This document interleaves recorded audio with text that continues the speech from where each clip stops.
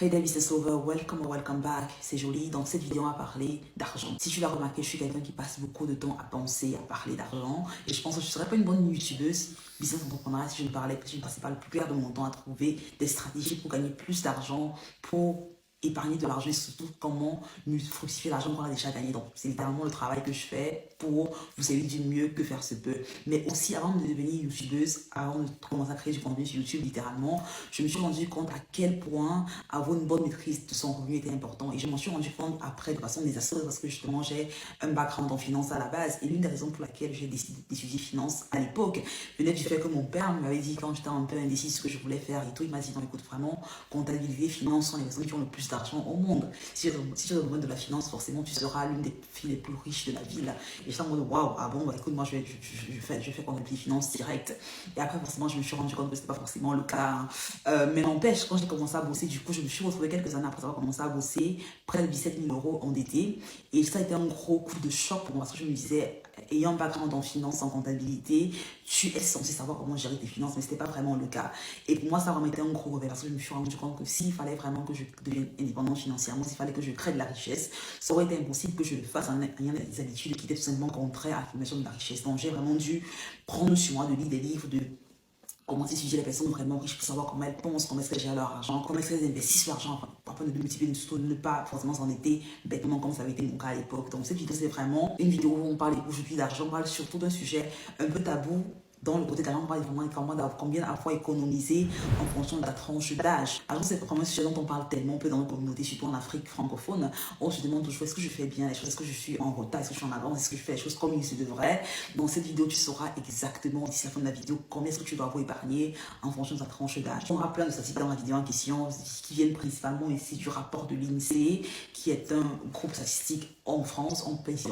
Ils ont fait un rapport en 2021 dessus l'épargne moyenne des Français. Et on a une seconde étude qui a été faite par le Fidelity Investment Group en 2021 qui parle également de l'épargne moyenne des Américains. On a littéralement deux continents, deux pays qui vont être comme propulseurs de la vidéo. L'idée, c'est vraiment ici d'avoir deux perspectives différentes parce que je sais que je suis la chaîne des personnes me regardent ici de la France, de l'Europe, de l'Amérique, de l'Asie, de l'Afrique. Donc, pour avoir des perspectives, ça fait que tout le monde qui regarde la vidéo puisse justement avoir des réponses à ces questions, tout simplement. Donc, prends de quoi noter, prends de quoi boire, et sans plus tarder, on va vivre ce sujet.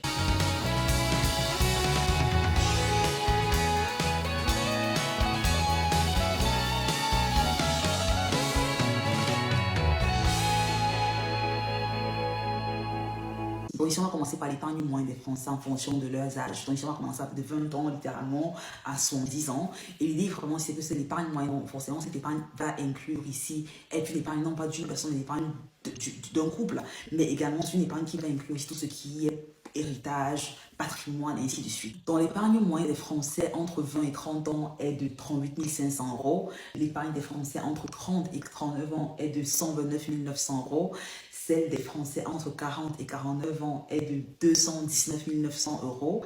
Celle de la tranche d'âge entre 50 et 59 ans est de 299 700 euros. Entre 60 et 69 ans est de 315 200. Et finalement, l'épargne moyenne des personnes âgées de plus de 70 ans est de 305 500. Et donc ici, ces chiffres auront peut-être les groupes pas mal de personnes. Ça vient justement du fait que ici, c'est justement l'épargne moyenne qui veut dire que ça va inclure des personnes qui gagnent beaucoup d'argent. Et ceux qui gagnent beaucoup moins d'argent, forcément, la moyenne sera toujours un peu plus skewée ou sera toujours un peu plus aura tendance vers le chiffre plus intéressant. Donc pour une analyse vraiment plus claire, ce sera plus important de regarder plutôt la médiane, car ça montre justement quel est le montant qui a le plus d'épargné pour une tranche d'âge spécifiquement. Donc soit la médiane d'épargne ou tout simplement ici le taux d'épargne mensuel. Ça permet ici de montrer exactement combien d'argent épargné du salaire que la personne a reçu. C'est vraiment de voir au final combien de personnes, quel pourcentage du revenu va finalement être épargné par chaque individu. Donc lorsqu'il s'agit du taux d'épargne pour les Français, on a un taux d'épargne moyen de 15%. Ça veut dire ici 15% du revenu brut va être mis de côté. Maintenant, ces 15%-là vont également inclure ici le remboursement des crédits hypothécaires, le remboursement des dettes, parce que c'est justement des actifs que ce sont des biens que sont considérés comme étant des actifs. Donc, je vais vraiment regarder ici l'épargne nette qui est le pourcentage du revenu qui va être mis de côté dans un compte d'épargne, dans un compte d'investissement sans et inclut le repaiement de la dette. Donc là, si on veut regarder justement le taux d'épargne des Français, on se rend compte que le taux d'épargne moyen, c'est de 15%. Mais ce taux d'épargne ici va inclure tout simplement son taux d'épargne vraiment brut qui va inclure ici le remboursement des dettes, le remboursement des crédits immobiliers, parce que la plupart des personnes qui investissent dans des biens immobiliers considèrent que ces biens-là sont des actifs. Mais si on veut donc regarder ici l'épargne brute, l'épargne nette, ça veut dire ici l'argent qui est vraiment mis de côté du revenu qu'on perçoit à des fins d'épargne, à des fins d'investissement futurs. On est plus vraiment au taux ici de 5% du revenu. Et forcément, plus le revenu qui sera perçu dans le foyer ou par la personne sera important, plus son taux d'épargne également sera important derrière. Et donc maintenant, si on veut passer du côté américain, c'est un taux qui est vraiment très bas, parce qu'on sait 5% du revenu qui est mis de côté, ça reste extrêmement bas. Et c'est la raison pour laquelle justement, en cas de force majeure, à la part des personnes 4 personnes sur 10 ont du mal à faire face à une dépense de 1000 euros si elles survenaient comme ça de but en blanc. Et l'étude a également montré que la plupart des personnes auront besoin de soit faire des cas de crise, juste au moins d'avoir fait un prêt pour faire face à une émergence de plus qui coûterait 10 000 euros plus par mois, ce qui est totalement fou. Et donc, si on passe par contre à l'étude de Fidelity qui montre un peu combien avoir épargné en fonction de son âge, on se rend compte que cette étude me plaît beaucoup plus parce qu'elle peut littéralement être implémentée indépendamment de l'endroit où tu regardes cette vidéo, que tu sois en Afrique, en Europe, en Amérique ou en Asie. Si tu as 20 ans, tu devras avoir au moins de côté 3 mois de salaire. À 30 ans, tu vas avoir de côté au moins 1 an de salaire, à 35 ans, 2 ans de salaire, à 40 ans, 3 ans de salaire, à 45 ans, 4 ans de salaire, à 50 ans, 5 ans de salaire, à 55 ans, 6 ans de salaire, à 60 ans, 7 ans de salaire, et au-delà de 65 ans, tu vas avoir au moins 8 ans de salaire afin de pouvoir justement faire face à ta retraite dans les meilleures conditions que possible. Donc, il est important de se rappeler ici encore une fois que ces chiffres encore sont tout simplement à but illustratif pour donner vraiment une idée de combien est-ce que tu dois avoir mis sur le côté. Donc, le plus important, encore une fois, au lieu de se concentrer forcément sur combien d'argent d'avoir épargné, c'est vraiment de commencer déjà à se demander est-ce que j'ai un fonds de sécurité qui est mis en avant. Alors, le fonds de sécurité, c'est justement un fonds qu'on met de côté, qu'on épargne dans le but de subvenir à des cas de force majeure qui ne sont pas prévisibles du tout. Ça peut être un accident de voiture, une maladie, une opportunité à saisir rapidement. Et idéalement, le fonds de sécurité ou le fonds d'émergence doit être entre 3 et 6 mois dans sa actuelle. Je pense que 2020 nous a montré à quel point le revenu qu'on gagne ou tout simplement le salaire qu'on a de son employé peut être éphémère et peut partir en un claquement de doigts. Donc, il est super important d'avoir justement ce fonds de sécurité là pour subvenir à des situations pareilles où le tapis nous est tiré en dessous des pieds et qu'on se retrouve comme ça un peu à chercher son équilibre financier. Et donc moi je suis un peu plus de risque avec, j'aime vraiment avoir au moins 9 à 12 mois de fonds de sécurité dans un compte pour que je m'en fais face à quelques événements qui puissent survenir et avoir cette stabilité là que j'ai en toutes circonstances. Et il est important de rappeler ici encore une fois que les chiffres montrés ici vont grandement varier en fonction de la vie professionnelle qu'on a, en fonction des incidents de vie, des charges familiales auxquelles on devra faire face également, mais surtout en fonction de l'héritage, des donations qu'on fera ou qu'on recevra. Ce sont tous ces éléments qui vont influencer le taux d'épargne qu'on aura au final. Mais le plus important, encore une fois, de regarder le montant brut ou le montant net ou l'épargne moyenne en fonction de la classe d'âge, c'est important à titre indicatif. Mais ce qui est encore plus important, c'est vraiment de regarder quel est son taux d'épargne. Et être sûr que le taux d'épargne qu'on a, un taux d'épargne qui est en train de grandir au fil du temps. Tu peux être à 30 ans et tu as uniquement 1000 euros ou 5000 euros de côté épargné présentement, mais ça ne veut pas dire que tu as moins de chances de réussir, que tu es moins brave ou moins smart que la personne qui a peut-être 100 000 euros d'épargne à côté. Ça veut tout simplement dire que tu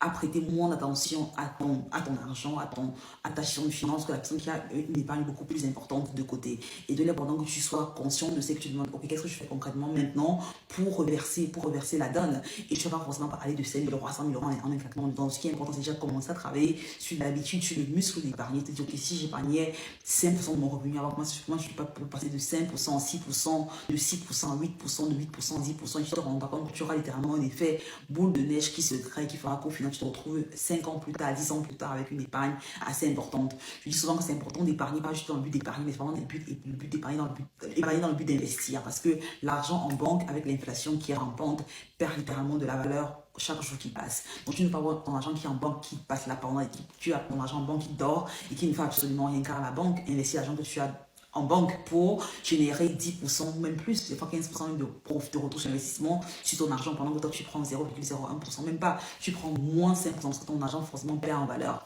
Donc tu vas littéralement trouver des véhicules à travers lesquels tu vas investir l'argent que tu as épargné, des véhicules que tu comprends et que tu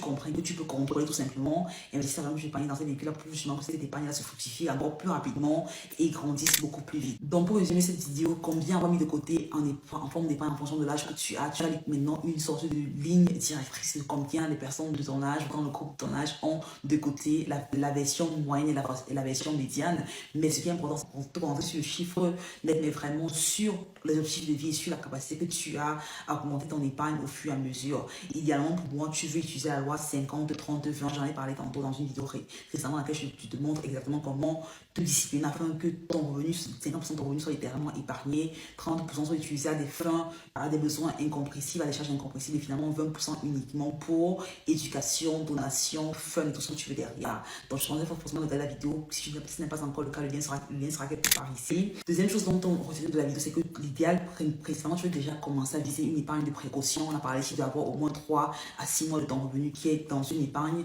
dans un fonds d'émergence pour faire face à n'importe quelle émergence qui peut survenir et qui ne dépend pas forcément de toi.